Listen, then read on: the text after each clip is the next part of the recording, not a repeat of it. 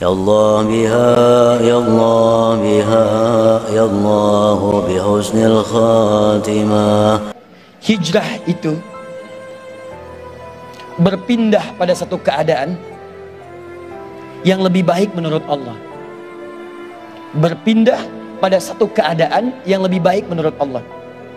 Maaf ya, tidak harus pindah tempat.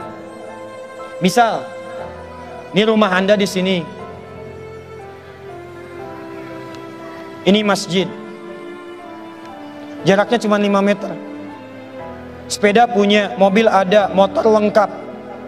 Bahkan di masjid ini speakernya ngadap ke rumah Anda begini.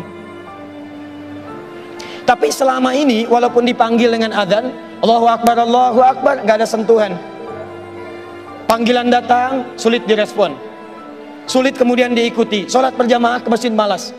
Tiba-tiba Anda ingin merubah hidup Anda lebih dekat dengan Allah. Anda katakan, ya Allah, bagaimana kalau saya diwafatkan? Yang jaraknya 5 kilo ke masjid dengan jalan kaki. Masa saya yang 5 meter tidak datang ke masjid walaupun Allah kirimkan semua perangkatnya? Anda katakan, saya mesti berubah. Tidak harus pindah tempat, robah keadaan Anda. Datang kemudian ke masjid, robah hidup Anda. Itu yang disebut dengan hijrah. Di kantor, ada kegiatan-kegiatan yang tidak bagus, proyek yang tidak benar, kadang-kadang proyek yang ditukar, manipulasi data dan sebagainya. Kantornya tidak harus pindah. Kalau Anda mampu berada di situ, merubah diri Anda, maka berubah. Tampilkan akhlak yang baik. Praktekkan kejujuran. Praktekkan kemuliaan. Demi Allah saya katakan, untuk hijrah tidak harus Anda menjadi seorang ustadz atau ustadzah. Artis tetap jadi artis. Aktor jadi aktor.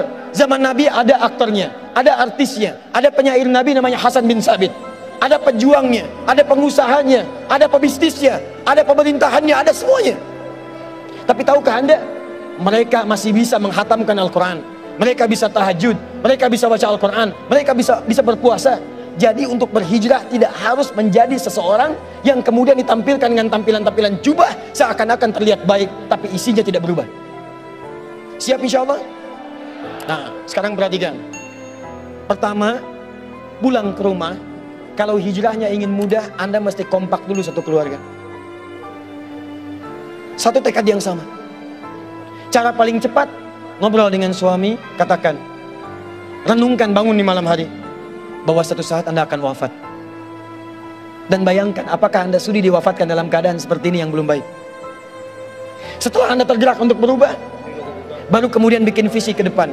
Ini pernah direncanakan oleh suami istri di masa lalu, dituliskan di dalam kitab yang sangat populer. Persoalannya, begitu ibunya mengandung, istrinya mengandung, lahir anaknya, usia 2 tahun, maaf, mereka punya rencana. Anak ini insya Allah kita akan didik jadi lebih baik, keluarga kita lebih baik, anak ini akan jadi ulama. Qadarullah usia 2 tahun ayahnya meninggal. Ini kisah nyata. Ibunya ingat, saya tetap pertahankan untuk berubah, jadi lebih baik. Walaupun ayah tidak ada, saya single parent. Saya rawat anak ini sebaik-baik. Usia 4 tahun, anak ini, maaf ya, terkena penyakit buta permanen.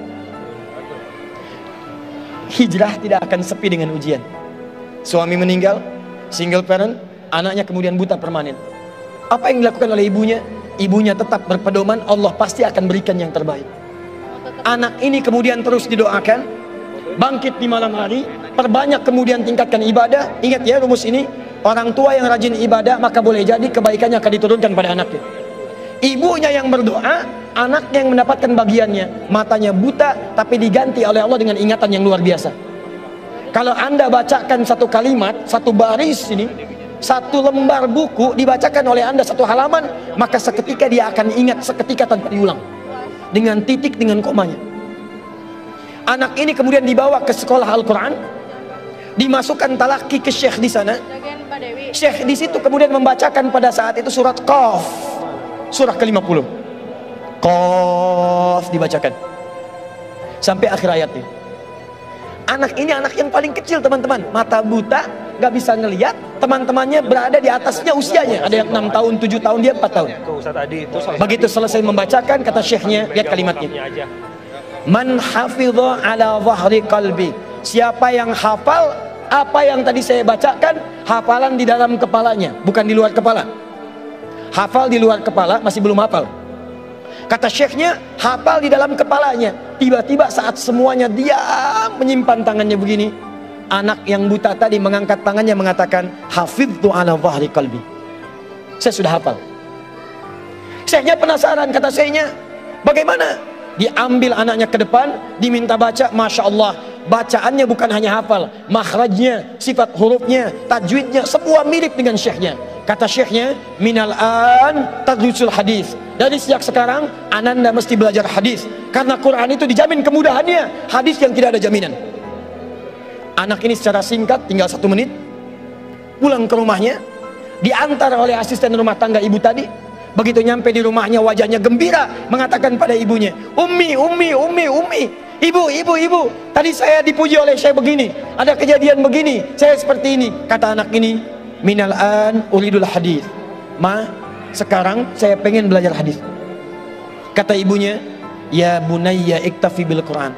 Anakku sayang, kamu punya keterbatasan, supaya kamu nggak capek, sekarang Quran dulu, baru setelah itu hadis. Kata anaknya, lah, dia percaya pada gurunya, dia percaya pada keyakinannya, dia katakan, ma, saya pengen belajar hadis.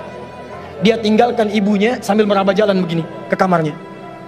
Perhatikan baik-baik. Begitu ibunya melihat, ingat kemudian dengan suaminya, ingat tentang rencana mereka, ingat tentang mereka punya rencana masuk surga bersama-sama. Teman-teman, ibunya langsung masuk ke dalam kamar, dia bentangkan sajadahnya di mihrabnya, dia salat 2 rakaat, dia bermohon kepada Allah. Saat sujud itulah dia tumpahkan segala keinginannya. Perhatikan kalimatnya. Rahasianya ada di Quran surah ke-17 ayat 110 sampai dengan 111, paling kanan sebelah atas. Ya Allah yal basir, yalladzi ala kulli syai'in qadir, a'id basirat ibni. Saya mau akhiri. Ketika tumpah air matanya dia katakan, ya Allah yang maha melihat, mohon kembalikan penglihatan anak saya. Yal basir, yalladzi ala kulli syai'in qadir, a'id basirat ibni. Begitu mengatakan kalimat itu, capek ketiduran. Kemudian pada saat itulah anaknya sedang mengulang surat Qaf di kamarnya. Begitu ibunya mengatakan yal basir, anaknya sampai pada ayat ke-22. Laqad kunta fi ghaflatin min hadza fakashafna 'anka ghita'aka wa basaruka al-yawma hadid. Ibunya menyebut yal basir, anaknya sampai di ayat wa basaruka al-yawma hadid. Dulu pandanganmu tertutup, sekarang kami akan buka, kamu akan melihat setelah ini dengan setajam-tajamnya. Ayat ini sebetulnya kemuliaan akhirat, tapi diturunkan mendapatkan kemuliaan dunia. Tiba-tiba setelah baca ayat ini, ibunya berdoa, bersamaan kalimatnya, tiba-tiba terbuka pandangannya. Anak ini bisa melihat kembali. Saking kagetnya dia lompat, dia kejar ibunya. Ummi laqad ra'ait. Ma, saya bisa lihat lagi. Ma, saya bisa lihat lagi. Ibunya kaget kemudian terbangun. Dia peluk anaknya, dia katakan, nah, mungkin kamu melihat bukan dengan hatimu. Kamu melihat bukan dengan matamu. Rubbama ra'aita biqalbik laisa bi'aini. Mungkin bukan matamu tapi hatimu. Waktu habis. Kisah belum selesai. Tinggal 1 menit. Boleh 1 menit? Lihat sini. Kata anaknya, mah, saya melihat dengan mata saya. Ini mama pakai baju ini. Di sekitar kita ada benda-benda ini. Allahu Akbar. Ibunya kemudian yakin anak itu bisa melihat. Dipeluklah anaknya. Keduanya kemudian menangis, dan ibunya sejak saat itu yakin bahwa anak ini punya kemuliaan besar di masa depan. Maka disekolahkanlah kemudian tempat-tempat terbaik, belajar hadis terbaik, diingat segalanya, cepat luar biasa. Anak ini kemudian dikenal dengan luar biasa di masa depan. Nama anak ini adalah Muhammad. Bapaknya yang meninggal namanya Ismail, kakeknya namanya Ibrahim, kakek buyutnya Al-Mughirah, yang buyutnya Al-Bardizbah, tinggal di kecamatan Ju'fah, di Kabupaten Bukhara, Provinsi Khorasan, negara Uzbekistan sekarang. Kelak di kemudian hari, dia dikenal dengan nama daerahnya Bukhara, dengan Al-Bukhari. Itulah kisah Imam Al-Bukhari. 2 orang suami istri yang bersiap merubah hidupnya, diturunkan pada anaknya, dan kemuliaan itu diraih. Saya yakin kalau Anda berhijrah malam ini, boleh jadi yang hafal Quran mungkin anaknya, mungkin cucunya, mungkin turunan-turunan Anda. Tapi ketahuilah, ketika Anda punya peran di dalamnya, maka surga akan disiapkan untuk semua Anda satu keluarga besar.